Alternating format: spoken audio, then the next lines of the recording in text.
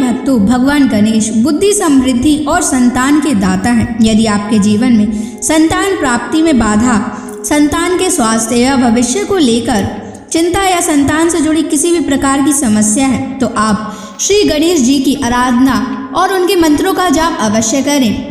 भगवान गणेश के मंत्रों का नियमित 108 बार जाप करने से आपके पुत्र पर बने हुए सारे संकट एक बार में ही खत्म हो जाएंगे और आपके पुत्र पर भगवान गणेश की असीम कृपा बनी रहेगी। इसलिए आज हम आपको भगवान गणेश का एक ऐसा चमत्कारी और प्रभावशाली मंत्र बताने जा रहे हैं, जिस मंत्र के नियमित 108 बार जाप करने से आपका पुत्र हमेशा खुश रहेगा और उसका स्वास्थ्य हमेशा अच्छा बना रहेगा। आपके पुत्र को उसके भविष्य में कभी भी असफलता प्राप्त नहीं होगी, उसका जीवन हमेशा खुशियों से भर जाएगा। इसलिए प्यारे भक्तों, इस मंत्र का नियमित 108 बार जाप करें। यह गणेश जी का अचूक मंत्र है, इसलिए इस मंत्र का नियमित 108 बार जाप करें। यदि आप इस मंत्र का नियमित 108 बार जाप करने में असफल हैं, तो आप इस वीडियो को अपने मोबाइल फ़ोन पर या स्पीकर पर चलाकर नियमित सुनें। अगर आप भगवान गणेश जी की असीम कृपा प्राप्त करना चाहते हैं और उनका आशीर्वाद अपने ऊपर बनाए रखना चाहते हैं, तो इस वीडियो को लाइक और चैनल को सब्सक्राइब जरूर कर दीजिए और कमेंट बॉक्स में जय श्री गणेश अवश्य लिख दीजिए। तो चलिए भक्तों, मंत्र का जाप करना प्रारंभ करते हैं। ओम ग्लौम गम गणपतये सर्वदुष्ट ग्रहे बाधा विनाशाय स्वाहा। ओम ग्लौम गम गणपतये सर्वदुष्ट ग्रहे बाधा विनाशाय स्वाहा। ओम ग्लौम गम गणपतये सर्वदुष्ट ग्रहे बाधा विनाशाय स्वाहा। ओम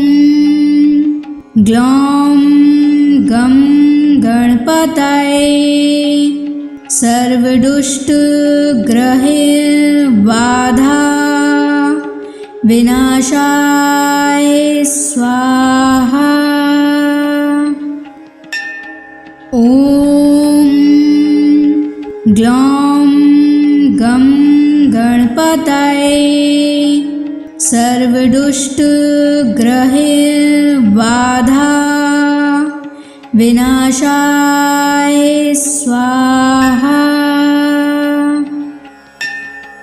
ओम ग्लौम गम गणपतये सर्वदुष्ट ग्रहे बाधा विनाशाय स्वाहा।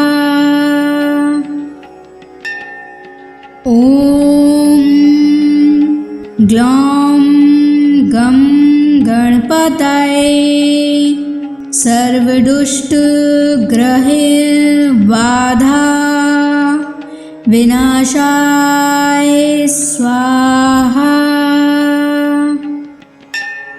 ओम ग्लौम गम गणपतये सर्वदुष्ट ग्रहे बाधा विनाशाय स्वाहा।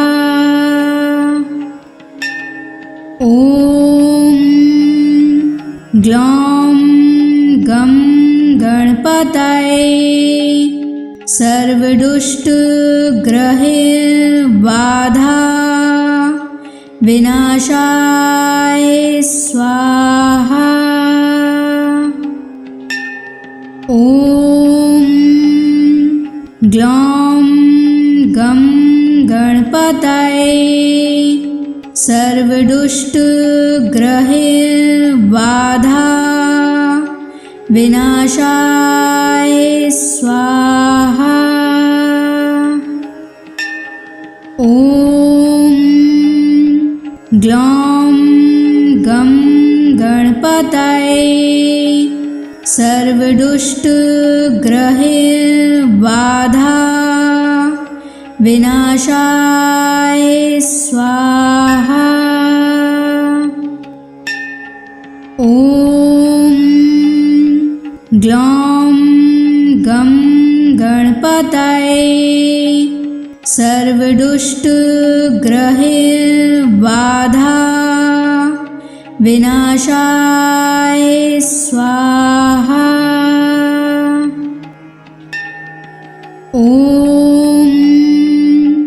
ग्लौं गं गणपतये सर्वदुष्टग्रहबाधा विनाशाय स्वाहा। ॐ ग्लौं गं गणपतये सर्वदुष्टग्रहबाधा विनाशाय स्वाहा। ॐ ग्लौं गं गणपतये सर्वदुष्टग्रहबाधा विनाशाय स्वाहा। ॐ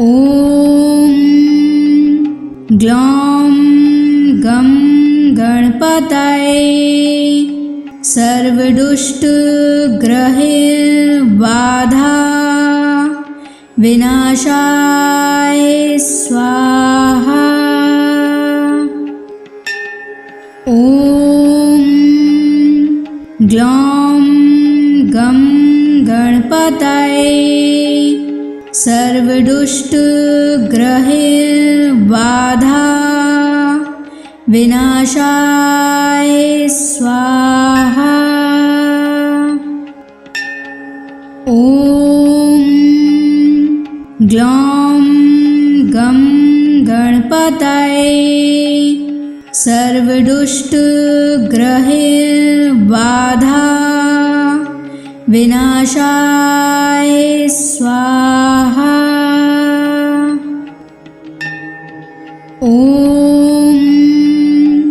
ग्लौं गं गणपतये सर्वदुष्टग्रहबाधा विनाशाय स्वाहा। ॐ ग्लौं गं गणपतये सर्वदुष्टग्रहबाधा विनाशाय स्वाहा। ॐ ग्लौं गं गणपतये सर्वदुष्टग्रहबाधा विनाशाय स्वाहा। ॐ ग्लौं गं गणपतये सर्वदुष्टग्रहबाधा विनाशाय स्वाहा। ॐ ग्लौं गं गणपतये सर्वदुष्टग्रहबाधा विनाशाय स्वाहा। ॐ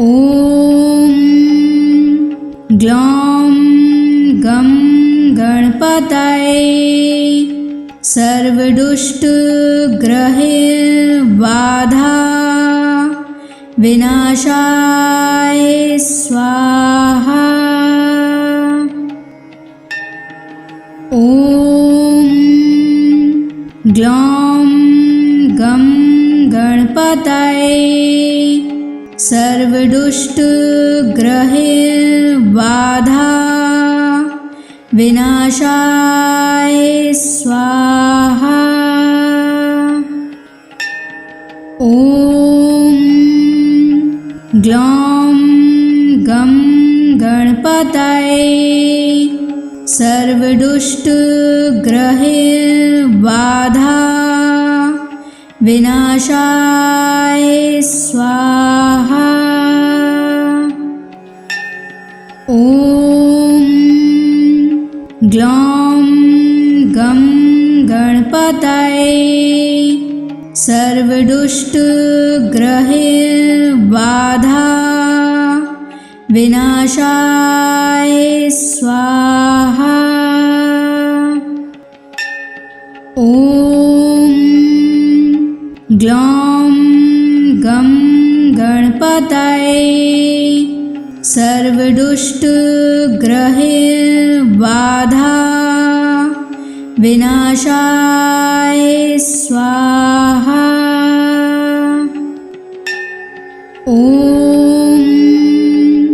ग्लौं गं गणपतये सर्वदुष्टग्रहैर्बाधा विनाशाय स्वाहा। ॐ ग्लौं गं गणपतये सर्वदुष्टग्रहैर्बाधा विनाशाय स्वाहा। ॐ ग्लौं गं गणपतये सर्वदुष्टग्रहैर्बाधा विनाशाय स्वाहा। ॐ ग्लौं गं गणपतये सर्वदुष्टग्रहैर्बाधा विनाशाय स्वाहा। ॐ ग्लौं गं गणपतये सर्वदुष्टग्रहैर्बाधा विनाशाय स्वाहा। ॐ ग्लौं गं गणपतये सर्वदुष्टग्रहैर्बाधा विनाशाय स्वाहा। ॐ ग्लौं गं गणपतये सर्वदुष्टग्रहैर्बाधा विनाशाय स्वाहा। ॐ ग्लौं गं गणपतये सर्वदुष्टग्रहैर्बाधा विनाशाय स्वाहा। ॐ ग्लौं गं गणपतये सर्वदुष्टग्रहैर्बाधा विनाशाय स्वाहा। ॐ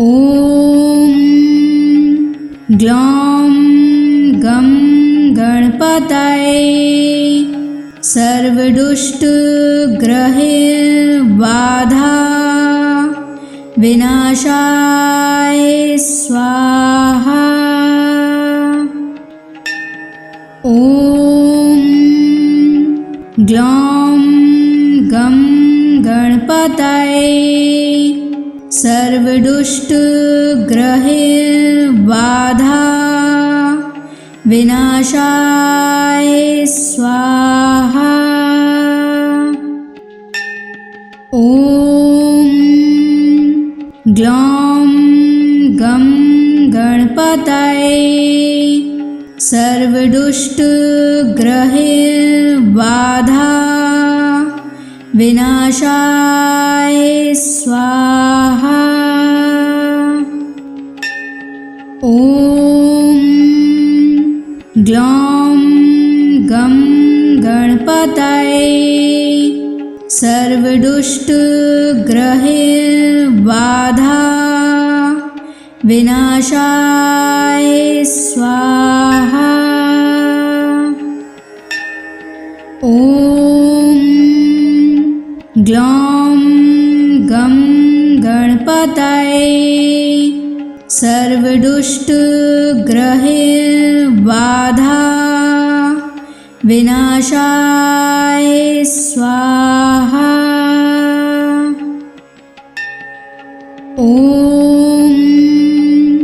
ग्लौं गं गणपतये सर्वदुष्टग्रहबाधा विनाशाय स्वाहा। ॐ ग्लौं गं गणपतये सर्वदुष्टग्रहबाधा विनाशाय स्वाहा। ॐ ग्लौं गं गणपतये सर्वदुष्टग्रहबाधा विनाशाय स्वाहा। ॐ ग्लौं गं गणपतये सर्वदुष्टग्रहबाधा विनाशाय स्वाहा। ॐ ग्लौं गं गणपतये सर्वदुष्टग्रहबाधा विनाशाय स्वाहा।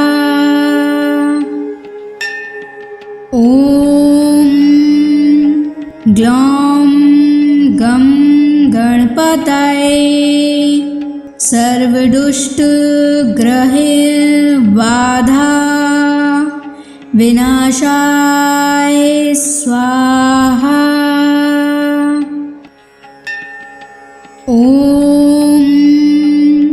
ग्लौं गं गणपतये सर्वदुष्टग्रहबाधा विनाशाय स्वाहा। ॐ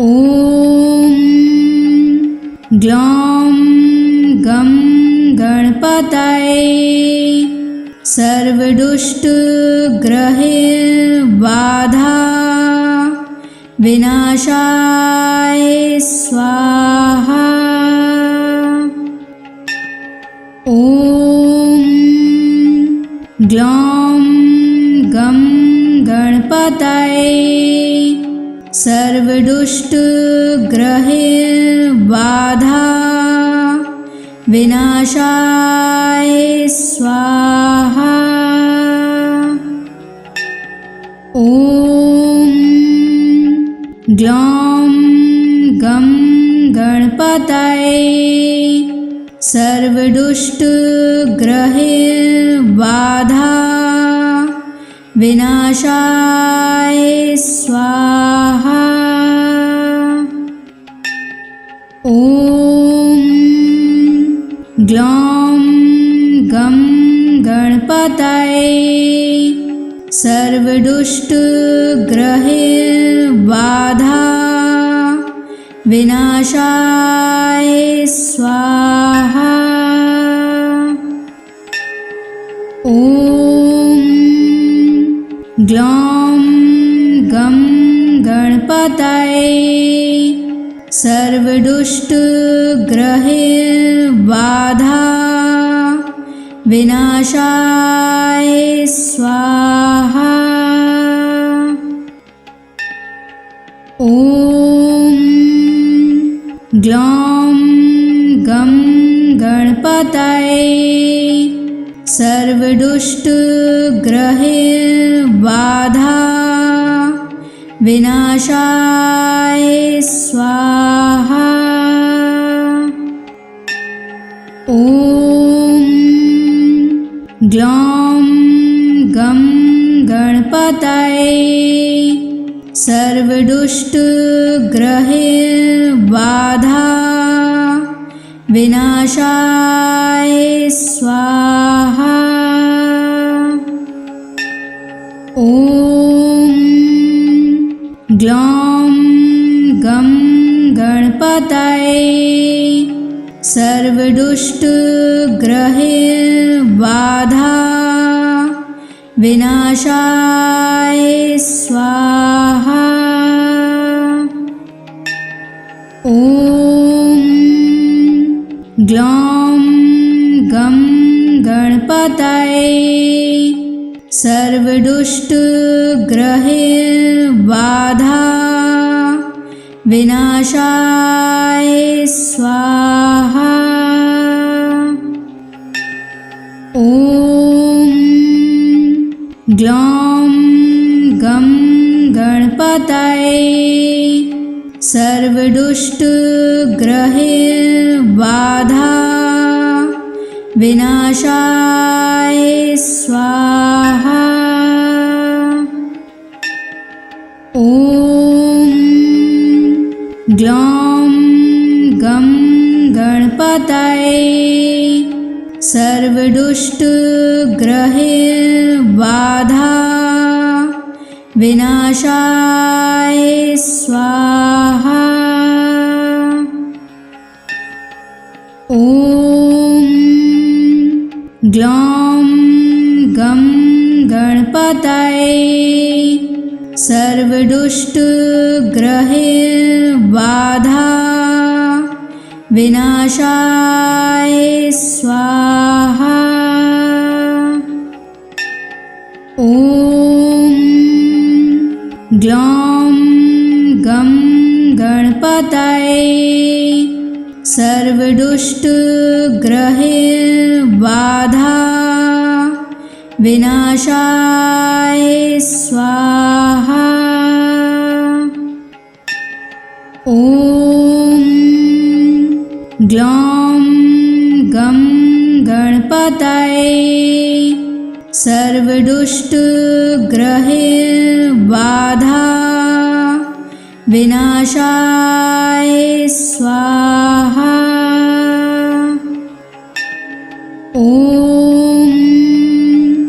ग्लौं गं गणपतये सर्वदुष्टग्रहबाधा विनाशाय स्वाहा। ॐ ग्लौं गं गणपतये सर्वदुष्टग्रहबाधा विनाशाय स्वाहा। ॐ ग्लौं गं गणपतये सर्वदुष्टग्रहबाधा विनाशाय स्वाहा। ॐ ग्लौं गं गणपतये सर्वदुष्टग्रहबाधा विनाशाय स्वाहा। ॐ ग्लौं गं गणपतये सर्व सर्वदुष्टग्रहैर्बाधा विनाशाय स्वाहा। ॐ ग्लौं गं गणपतये सर्वदुष्टग्रहैर्बाधा विनाशाय स्वाहा। ॐ ग्लौं गं गणपतये सर्वदुष्टग्रहैर्बाधा विनाशाय स्वाहा। ॐ ग्लौं गं गणपतये सर्वदुष्टग्रहैर्बाधा विनाशाय स्वाहा। ॐ ग्लौं गं गणपतये सर्वदुष्टग्रहैर्बाधा विनाशाय स्वाहा। ॐ ग्लौं गं गणपतये सर्वदुष्टग्रहैर्बाधा विनाशाय स्वाहा।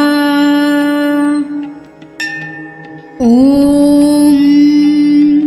ग्लौं गं गणपतये सर्वदुष्टग्रहैर्बाधा विनाशाय स्वाहा। ॐ ग्लौं गं गणपतये सर्वदुष्टग्रहैर्बाधा विनाशाय स्वाहा। ॐ ग्लौं गं गणपतये सर्वदुष्टग्रहैर्बाधा विनाशाय स्वाहा। ॐ ग्लौं गं गणपतये सर्वदुष्टग्रहैर्बाधा विनाशाय स्वाहा। ॐ ग्लौं गं गणपतये सर्वदुष्टग्रहैर्बाधा विनाशाय स्वाहा। ॐ ग्लौं गं गणपतये सर्वदुष्टग्रहैर्बाधा विनाशाय स्वाहा। ॐ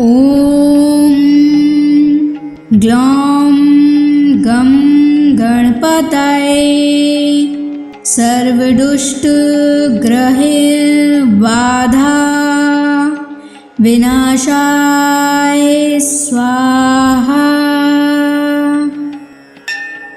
ॐ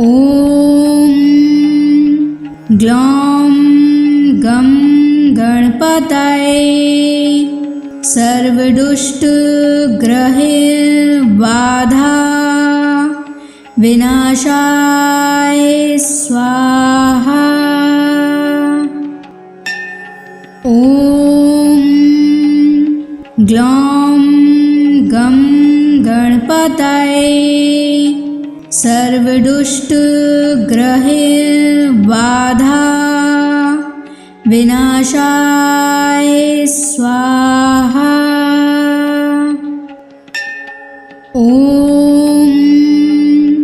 ग्लौं गं गणपतये सर्वदुष्टग्रहबाधा विनाशाय स्वाहा। ॐ ग्लौं गं गणपतये सर्वदुष्टग्रहबाधा विनाशाय स्वाहा। ॐ ग्लौं गं गणपतये सर्वदुष्टग्रहबाधा विनाशाय स्वाहा। ॐ ग्लौं गं गणपतये सर्वदुष्टग्रहबाधा विनाशाय स्वाहा। ॐ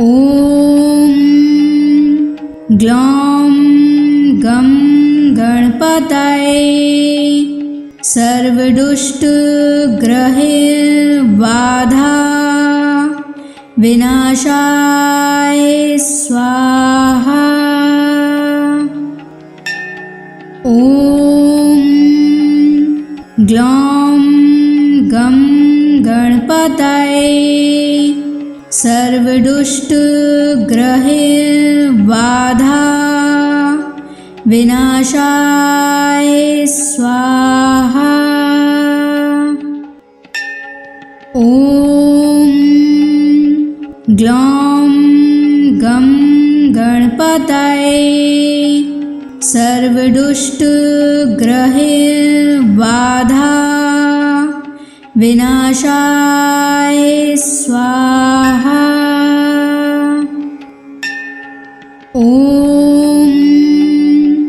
ग्लौं गं गणपतये सर्वदुष्टग्रहबाधा विनाशाय स्वाहा। ॐ ग्लौं गं गणपतये सर्वदुष्टग्रहबाधा विनाशाय स्वाहा। ॐ ग्लौं गं गणपतये सर्वदुष्टग्रहबाधा विनाशाय स्वाहा। ॐ ग्लौं गं गणपतये सर्वदुष्टग्रहबाधा विनाशाय स्वाहा। ॐ ग्लौं गं गणपतये सर्वदुष्टग्रहबाधा विनाशाय स्वाहा। ॐ ग्लौं गं गणपतये सर्वदुष्टग्रहबाधा विनाशाय स्वाहा। ॐ ग्लौं गं गणपतये सर्वदुष्टग्रहबाधा विनाशाय स्वाहा। ॐ ग्लौं गं गणपतये सर्वदुष्टग्रहैर्बाधा विनाशाय स्वाहा। ॐ ग्लौं गं गणपतये सर्वदुष्टग्रहैर्बाधा विनाशाय स्वाहा। ॐ ग्लौं गं गणपतये सर्वदुष्टग्रहैर्बाधा विनाशाय स्वाहा। ॐ ग्लौं गं गणपतये सर्वदुष्टग्रहैर्बाधा विनाशाय स्वाहा। ॐ ग्लौं गं गणपतये सर्वदुष्टग्रहैर्बाधा विनाशाय स्वाहा। ॐ ग्लौं गं गणपतये सर्वदुष्टग्रहैर्बाधा विनाशाय स्वाहा। ॐ ग्लौं गं गणपतये सर्वदुष्टग्रहैर्बाधा विनाशाय स्वाहा। ॐ ग्लौं गं गणपतये सर्वदुष्टग्रहैर्बाधा विनाशाय स्वाहा। ॐ ग्लौं गं गणपतये सर्वदुष्टग्रहैर्बाधा विनाशाय स्वाहा। ॐ ग्लौं गं गणपतये सर्वदुष्टग्रहैर्बाधा विनाशाय स्वाहा। ॐ ग्लौं गं गणपतये सर्वदुष्टग्रहैर्बाधा विनाशाय स्वाहा। ॐ ग्लौं गं गणपतये सर्वदुष्टग्रहैर्बाधा विनाशाय स्वाहा। ॐ ग्लौं गं गणपतये सर्वदुष्टग्रहैर्बाधा विनाशाय स्वाहा। ॐ ग्लौं गं गणपतये सर्वदुष्टग्रहैर्बाधा विनाशाय स्वाहा। ॐ ग्लौं गं गणपतये सर्वदुष्टग्रहैर्बाधा विनाशाय स्वाहा।